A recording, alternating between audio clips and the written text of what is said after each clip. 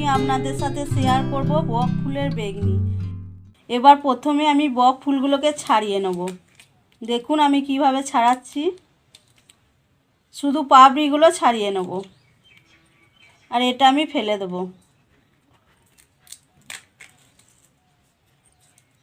এইভাবে আমি সবকটা বক ফুল ছাড়িয়ে নেব। বন্ধুরা আমার সবকটা বক ফুল ছাড়ানো হয়ে গেছে। এবার আমি এই বক ফুলগুলোকে জল দিয়ে ধুয়ে নেব।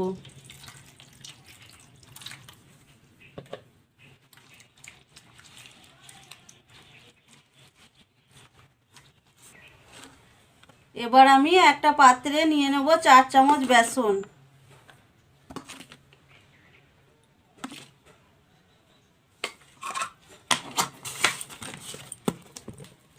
হাফ চামচ কর্নফ্লাওয়ার, হাফ চামচ হলুদ, হাফ চামচ লবণ, হাফ চামচ লঙ্কা গুঁড়ি, হাফ চামচ চিনি, হাফ চামচ ভাজা জিরে গুঁড়ো। এবার আমি সব গোটা দিয়ে ভালো করে মেখে নেব। এবার দিয়ে দিচ্ছি জল।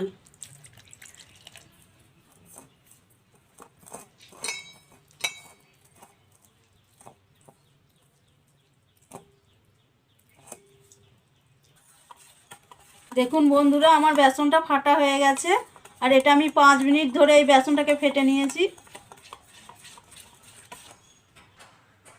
এবার আমি বেগনিগুলো ভেজে নেওয়ার জন্য কড়াইয়ে তেল গরম করে নিয়েছি। এবার আমি বেগনিগুলো ভেজে নেব। দেখুন বক ফুলগুলো আমি অনেকগুলো বক ফুল একসঙ্গে জয়েন করেছি। এবার আমি বেসনে ডুবাবো।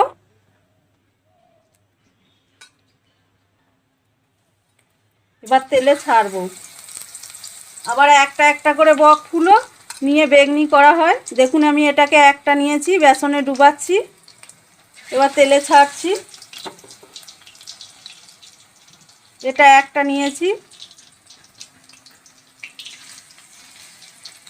এটা আমি 4 থেকে 5টা বক ফুল নিয়েছি।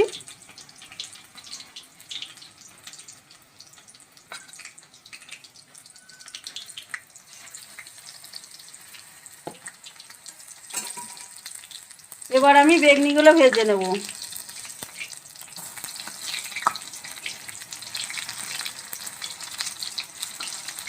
বন্ধুরা আপনারা তো বেগুনের, কুমড়োর, আলুর বেগনি খেয়েছেন, আপনারা একবার বক ফুলের বেগনি ভেজে খান, দেখুন কেমন লাগবে। এই বক ফুল আপনারা বাজারে কিনতে পাবেন। দেখুন বন্ধুরা বক ফুলগুলো ভাজা হয়ে গেছে। এবার আমি তুলে নেব।